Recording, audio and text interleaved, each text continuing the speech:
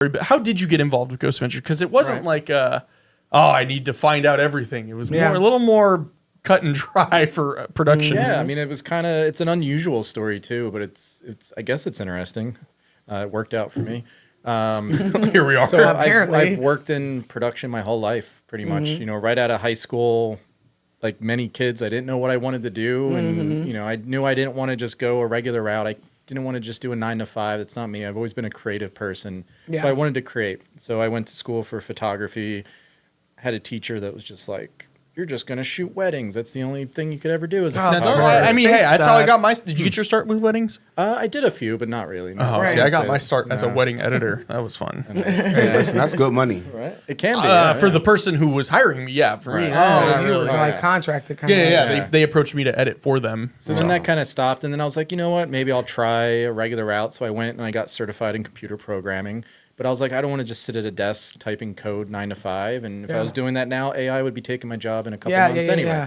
So it wouldn't have worked out that way. But I was also like, that's not me. You know, I don't. Right. I need to be something more creative. So I was still trying to figure it out, and I didn't realize that there's people that work behind the scenes. I love movies. I love music. I've been a musician my whole life as well, and you know, I didn't realize that there's people that work a career that making this stuff. The whole show. And then I started like meeting people, and I started just basically, I was growing up around Philadelphia area, and I just started working on anything I could.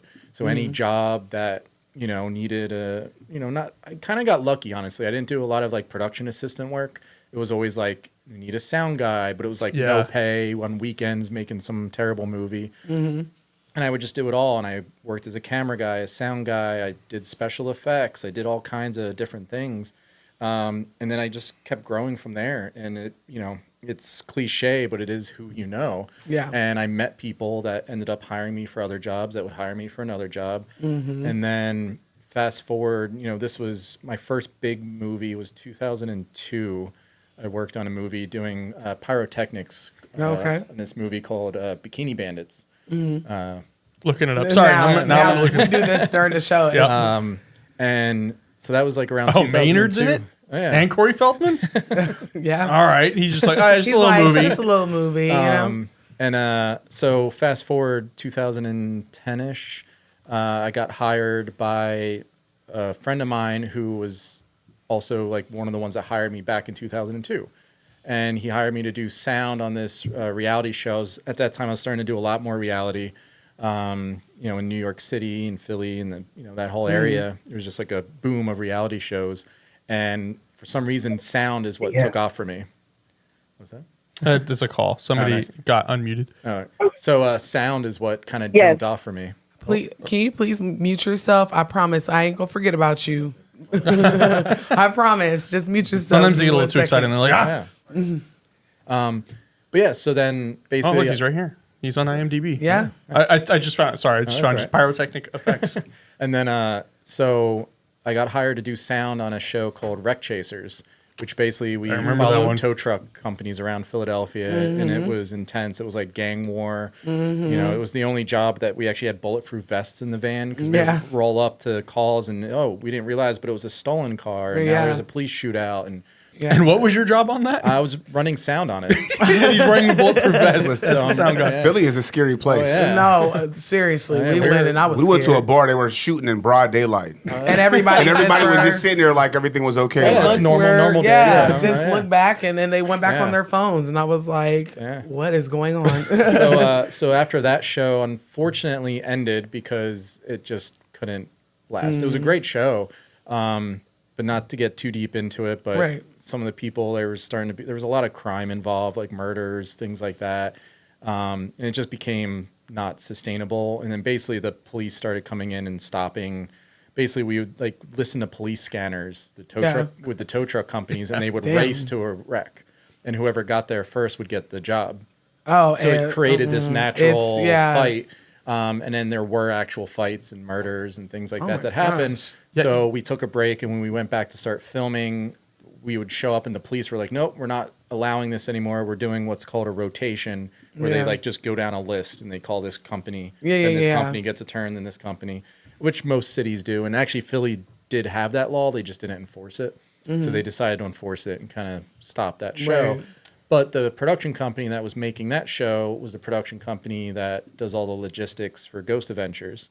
And they basically called me and they're like, hey, we have another gig for you. We have another show. If you know, and at that time, the show was always hiring local sound guys wherever they would go, or like flying in occasionally. Like, but it was always different. So they were always getting different. So there was always different levels of quality, it wasn't consistent, things like that. So they got to a point, they got renewed, and they were like, we want to bring in a full-time sound guy, and they flew me out to Vegas. We went out to the Goldfield Hotel, and boy, what a first location to go to, and filmed my first episode just as sound guy. And you know, they would do the investigation, and I would stay outside, and you know, I would help them kind of set up, and then just wait outside. Yeah.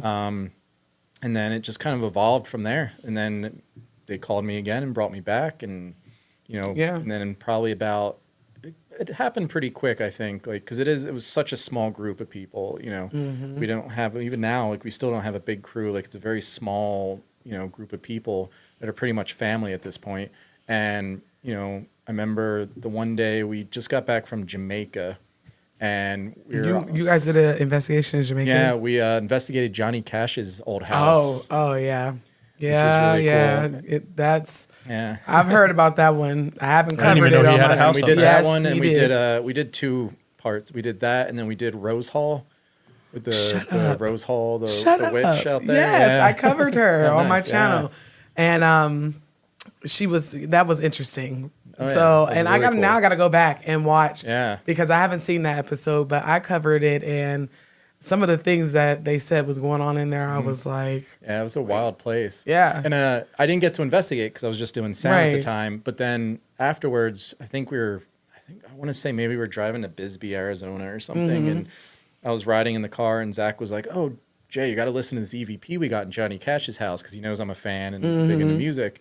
And you hear Zach say, do you like Johnny Cash's music? And you hear this, yeah, like, come through. And I'm just like, that sounds like Johnny Cash. And he's like, right? I thought so. And I was like, you know what you could do? You could actually take that voice and you could do a waveform analysis and take a sample of Johnny Cash's voice and then compare the 2 waveforms almost like fingerprints and kind of see the frequency ranges and the peaks and valleys and see if it actually matches with the EVP. And he's like, you can do that? And I'm like, I'm a nerd. George, that's the equivalent of like Zach being like, a little league baseball coach, and Jay walks up and just hits a homer, and he's like, God damn it, I found my kid. Right, yeah. I didn't know that was a thing, that your voice had a fingerprint, so to speak. Yeah. So then he was like, oh, well, we'll have you do that at the end of the episode as analysis, and that was my first appearance. But actually, technically, my first appearance was earlier in that episode, because an impromptu soccer game broke out. We were doing an interview, and these Jamaican guys just started playing soccer behind us. And, of course, they were like, oh, let's play. And we filmed it. But it was just the 3 of them, and they needed a 4th, and we didn't really need to run sound. So I just put my kit down, and they're like, Jay, come play. So you see me playing soccer. And if anyone's ever seen that episode, I can run better than that.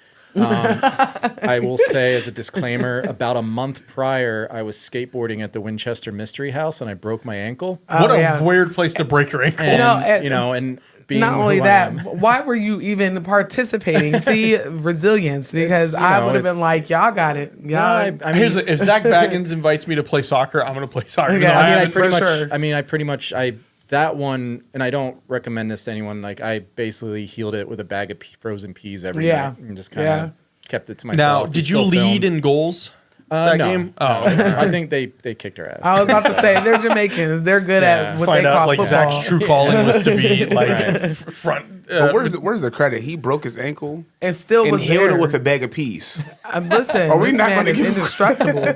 I mean, he hangs out with ghosts. There's been a few times that I've done that. Actually, even, about 1.5 years ago, my ankle completely dislocated and my foot was 90 degrees sideways. Yeah, when I met you, you had the boot on. Yeah, and my buddy was taking me to the hospital, and in his car, I just grabbed it and I just popped it back. Oh my gosh! Oh, no. And then I get to the hospital, they're like, "It's not broke. Like, did this really happen?" I'm like, Yeah. And they're like, well, why? It doesn't just pop back into place. I was like, no, I put it back in place. Oh my gosh. And they're like, well, it's just really swollen and sprained. The indestructible man that hangs out with ghosts for a living. And then did you just go back to the shoot the next day? Yeah. Pretty much. Well, I mean, technically the doctor was like, stay off it for 6 weeks. And I think we did a Halloween special at Devil's Island outside San Francisco. Did a couple house calls episodes. Like the next week? Pretty much, yeah. I think I took a few days, you know. I just Later got this around. job. I'm not getting fired. That is true. That is true. Like I don't Wait, even. all my life for a This job was like like a this. year ago. Oh yeah. This was, Oh yeah. no, he just got the job. He's not gonna. That's still the mentality. That's why he's been there for over a decade. Yeah.